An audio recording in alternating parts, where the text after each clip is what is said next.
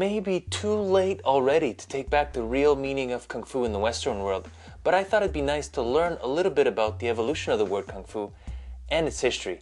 Here's the lowdown on Kung Fu. If you ask a Chinese person what Kung Fu means, what they tell you might surprise you.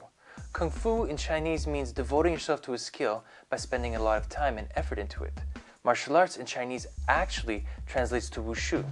What apparently happened was a Westerner returning from the Orient coined Kung Fu as meaning martial arts, which at the time was just called Chinese boxing, but eventually over time it's just become accepted that when you say Kung Fu, you actually mean martial arts.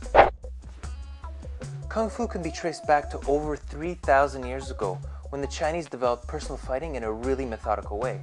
At around 280, there's a chapter in the Han Sui Chi which talked about open hand technique versus weapon technique.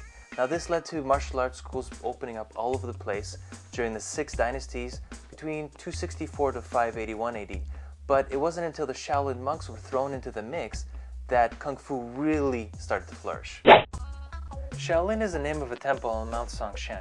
It was built in 495, but it really wasn't significant until 527 when an Indian monk named Tamo showed up and he noticed that the monks were kind of lazy or worn out.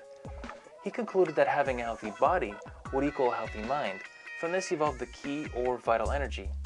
The legend goes that he meditated in a cave behind the temple for 9 straight years. From this meditation, he gave birth to Chan Buddhism and Shaolin Kung Fu. The Shaolin Temple was destroyed 3 times over the past 1500 years, and each time the monks rebuilt the temple. Now, during the years where the monks had to flee, they taught martial arts to others. This helped spread their techniques and also influence other Chinese Kung Fu styles as well as fighting styles outside of China. Now, I haven't given you the whole history, but at least you have the tip of the iceberg, which is Kung Fu. Another aspect of Kung Fu which is fascinating, at least to me, is the way that Kung Fu has made its way into the movie industry.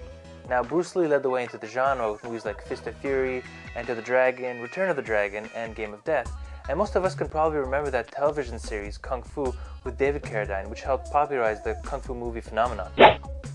My favorite adaptation of Kung Fu movies definitely has to be Kung Fu. Now, what the makers of Kung Fu did is they took old Kung Fu movies and redubbed them. Hey, I know what you're thinking, been there, done that, and really isn't every Kung Fu movie redubbed anyway?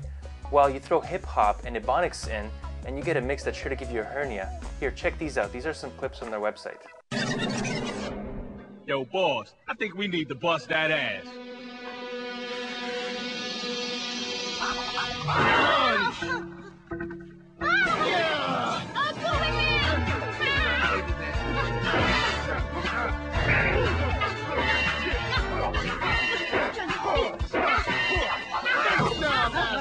That's the way I like to.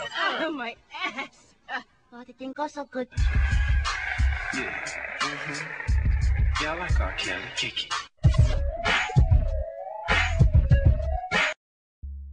I apologize for my bad Chinese pronunciation of some of the words in this episode, but it was done with the best of intentions.